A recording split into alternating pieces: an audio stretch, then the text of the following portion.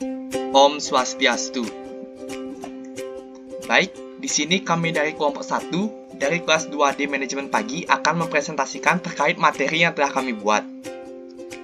Sebelum itu, di sini saya akan memperkenalkan teman-teman saya dari kelompok 1. Yang pertama, ada Dewa Ayu Anggayani. Yang kedua, ada Bagus Bayu Andika Putra. Yang ketiga, ada Ida Ayu Made Laksemi Mahadewi. Yang keempat, ada Idewo Made Bayu Permana Putra. Dan ada saya sendiri, Idewo Made Satria Dwi Payana Putra. Di sini kami akan membawakan materi yaitu strategi operasi. Dalam materi kali ini, kami membawakan 4 sub pokok. Yang pertama ada pengertian dari strategi operasi. Yang kedua ada peran strategi operasi dalam mencapai tujuan perusahaan. Yang ketiga ada perumusan strategi operasi. Yang keempat ada keputusan strategis dalam operasi.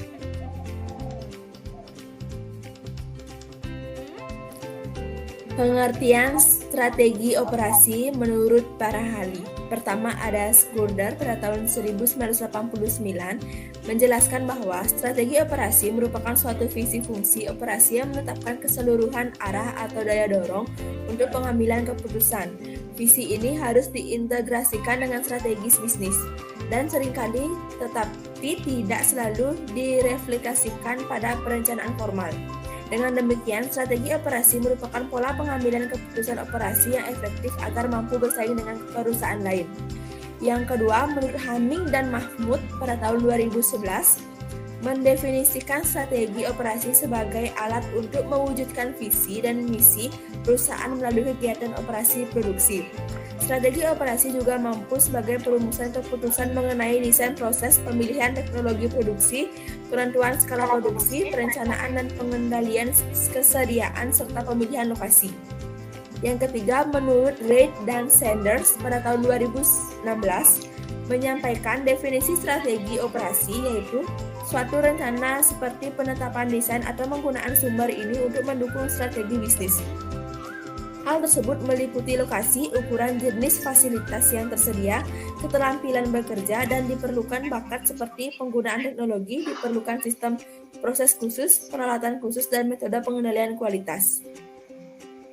Yang keempat, ada teori strategi operasi dalam Ensiklopedia Manajemen menyatakan bahwa strategi operasi merupakan pemilihan suatu tindakan secara kolektif yang dilakukan perusahaan atau organisasi untuk menetapkan strategi yang digunakan oleh perusahaan. Yang kelima, ada Hill pada tahun 2012 menyampaikan bahwa perusahaan menggunakan strategi operasi untuk menghubungkan kebijakan perusahaan, program sistem, dan penggunaan tindakan yang sistematis terhadap prioritas kompetitif yang dipilih oleh dikomunikasikan dengan strategis perusahaan.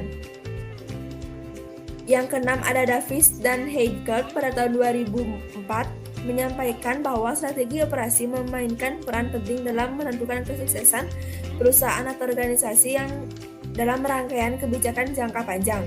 Pengembangan strategi operasi mempunyai arti dalam pemberian nilai tambah produk atau layanan yang diberikan perusahaan untuk memenuhi kebutuhan permintaan konsumen.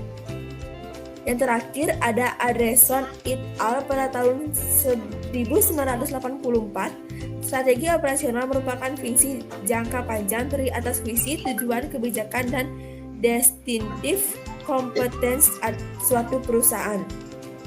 Jadi, dapat disimpulkan, pengertian dari strategi operasi merupakan komitmen terhadap keseluruhan kegiatan yang direncanakan ataupun yang ada di dalam lingkup perusahaan saat ini. Kegiatan yang akan dilaksanakan di sini memanfaatkan seluruh sumber daya yang ada secara maksimal yang melakukan proses informasi sedemikian mencapai distinctive competence serta tujuan operasi perusahaan.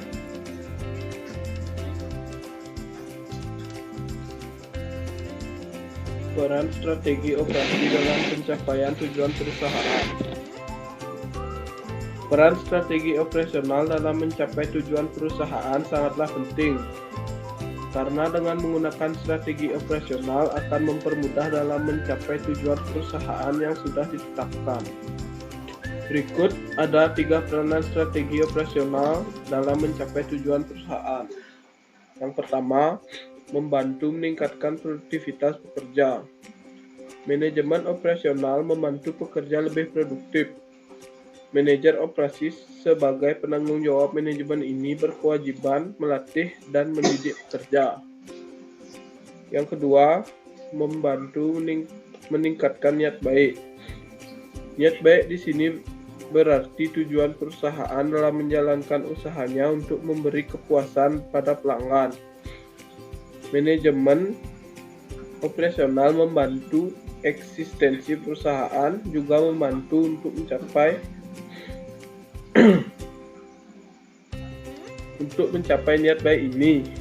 Manajemen ini memastikan mengirim produk terbaik demi kebahagiaan pelanggan. Untuk mencapai hal ini berarti manajemen operasional harus mampu meningkatkan pemanfaatan sumber daya perusahaan. Manajemen harus membuat perencanaan, mengontrol semua kegiatan, dan memastikan semua sumber daya digunakan secara efisien. Yang ketiga, membantu memotivasi karyawan. Manajemen ini membantu para pekerja memahami peranannya dalam perusahaan. Pada pekerja tersebut di bawah pengawasan manajer operasi hingga dapat bekerja sesuai porsi yang diberikan dalam suasana mendukung. Pekerja juga akan diberi hadiah dan penghargaan sesuai kinerjanya.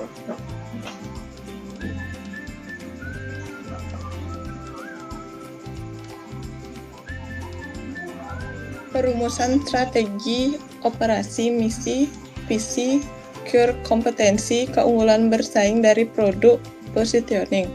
Perumusan strategi operasi. Perumusan strategi operasional adalah pengembangan rencana jangka panjang untuk efektivitas manajemen yang disadari oleh peluang dan ancaman lingkungan yang dilihat dari kekuatan dan kelemahan perusahaan.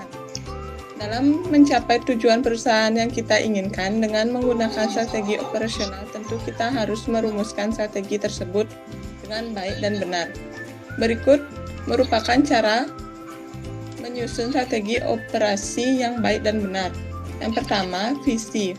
Merupakan suatu pernyataan menyeluruh tentang gambaran ideal yang ingin dicapai oleh organisasi di masa yang akan datang. Lebih mudahnya untuk dipahami, visi ini merupakan tujuan perusahaan yang ingin dicapai.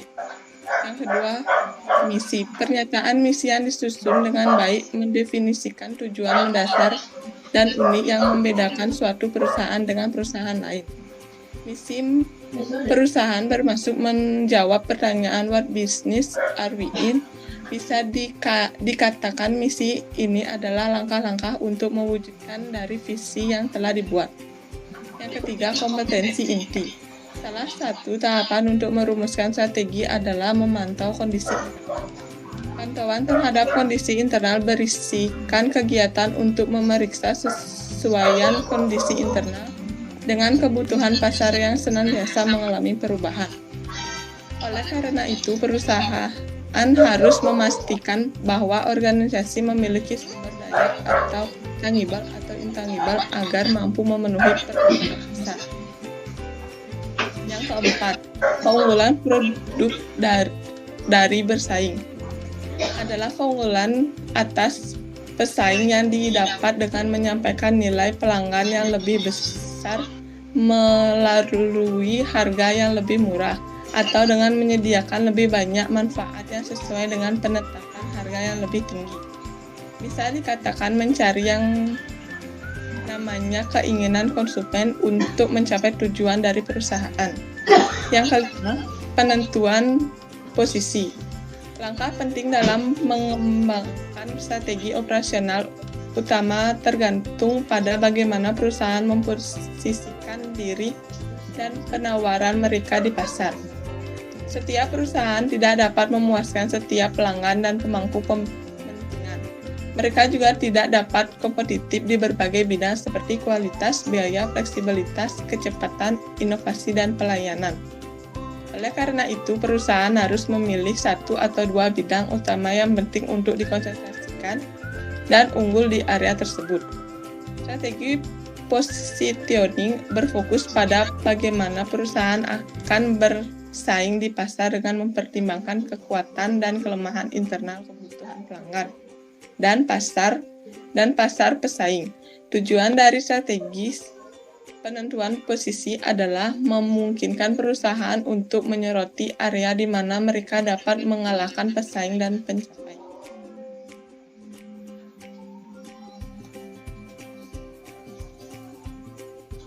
Putusan strategis dalam operasi. Yang pertama ada produk atau jasa, yang kedua proses dan teknologi, yang ketiga kapasitas dan fasilitas, yang keempat SDM, yang kelima sistem operasi. Yang pertama produk atau jasa. Strategi produk yang efektif menghubungkan keputusan produk dengan investasi, pasangan pasar dan siklus produk serta menggambarkan luasnya suatu lini produk. Strategi dalam manajemen operasi digunakan untuk mengembangkan keunggulan bersaing pada pemberdayaan biaya dan respons. Melalui keputusan strategi manajemen operasi, perusahaan dapat meningkatkan produktivitasnya dan menghasilkan keunggulan bersaing yang berkelanjutan. Yang kedua ada proses dan teknologi. Strategi proses atau transformasi adalah pendekatan organisasi untuk mengubah sumber daya menjadi barang atau jasa. Tujuan strategi proses adalah untuk menemukan suatu cara produksi atau barang atau jasa yang memenuhi persyaratan pelanggan dan spesifikasi produk yang berada dalam batasan biaya dan manajerial lain. Proses yang dipilih akan mempunyai dampak jangka panjang pada efisien dan produksi. Begitu juga pada fleksibilitas, biaya dan kualitas barang yang diproduksi. Oleh karena itu, banyak strategi perusahaan ditentukan pada saat keputusan proses ini. Pilihan proses tersedia untuk barang dan jasa. Keputusan proses yang diambil mengikuti manajemen akan teknologi, kualitas, penggunaan sumber daya manusia, dan pemilihan yang spesifik. Komitmen pengeluaran dan modal ini akan menentukan struktur biaya dasar perusahaan. Terdapat 4 strategi proses, yaitu fokus pada proses, fokus pada berulang, fokus pada produk, dan masa customization. Kapasitas dan fasilitas. Kapasitas merupakan suatu terobosan atau sejumlah unit yang mana tempat fasilitas dapat menyimpan, menerima, dan memproduksi dalam suatu periode tertentu. Keputusan kapasitas sering menetapkan kebutuhan akan permodalan dan oleh karenanya terdapat biaya tetap yang besar jumlahnya. Kapasitas juga menentukan apabila permintaan telah terpenuhi atau tidak, atau apakah tempat fasilitas akan menganggur atau tidak. Jika sebuah fasilitas berukuran terlalu besar, maka banyak tempat yang tidak digunakan dan akan menambah biaya pada produksi yang ada. Apabila sebuah fasilitas terlalu kecil, maka pelanggan atau mungkin seluruh pasar akan hilang. Menentukan ukuran tempat fasilitas bertujuan untuk mencapai level pemanfaatan yang tinggi dan tingkat pengembalian investasi yang tinggi.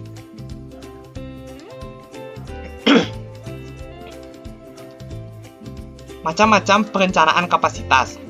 Berdasarkan jangka waktunya, perencanaan kapasitas terbagi menjadi 3, yaitu perencanaan kapasitas jangka pendek, perencanaan kapasitas jangka sedang, dan perencanaan kapasitas jangka panjang.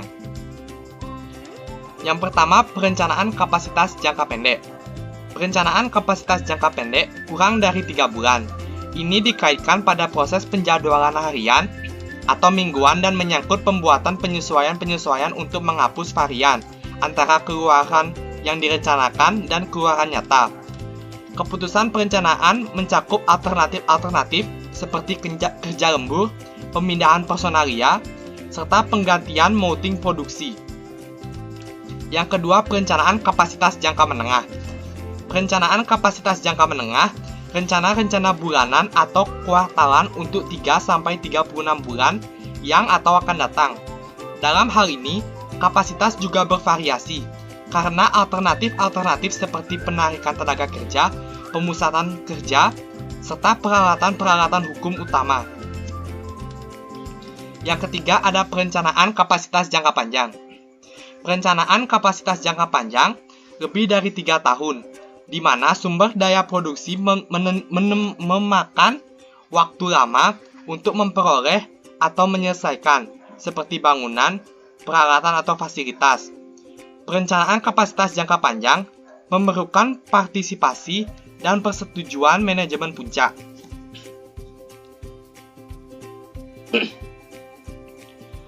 Selanjutnya ada sumber daya manusia. Organisasi tidak akan berfungsi tanpa sumber daya manusia. Tanpa adanya sumber daya manusia yang berkompeten dan memiliki motivasi yang tinggi, organisasi tidak dapat berfungsi dengan baik. Tujuan strategi sumber daya manusia adalah untuk mengelola tenaga kerja dan mendesain pekerjaan sehingga orang-orang dapat memberdayakan secara efektif dan efisien. Dengan demikian, strategi sumber daya manusia, seorang manajer operasi adalah menentukan bakat dan keahlian yang tersedia bagi proses operasi. Kemudian yang terakhir ada sistem operasi. Sistem operasional meliputi pengurutan dan pembagian waktu untuk seluruh kegiatan proyek. Heiser dalam Rusdiana 2014 mengidentifikasi proyek sebagai sederetan tugas yang diarahkan pada suatu hasil utama. Dalam perusahaan dapat dibentuk suatu organisasi proyek, yaitu sebuah organisasi yang dibentuk untuk memastikan program mendapatkan manajemen dan perhatian yang semestinya. Untuk perusahaan yang mengerjakan beberapa proyek besar sekaligus, seperti perusahaan konstruksi, organisasi proyek adalah cara yang efektif untuk menugaskan orang dan sumber daya fisik yang diperlukan. Hal ini adalah struktur organisasi yang dirancang untuk mencapai hasil dengan menggunakan tenaga ahli pada seluruh bagian di perusahaan. Baik, sekian video presentasi dari kelompok kami. Kami berharap video yang kami sampaikan dapat bermanfaat dengan baik. Akhir kata, saya ucapkan terima kasih, dan kami tutup dengan Parama Santi. Om Santi Santi Santi Om.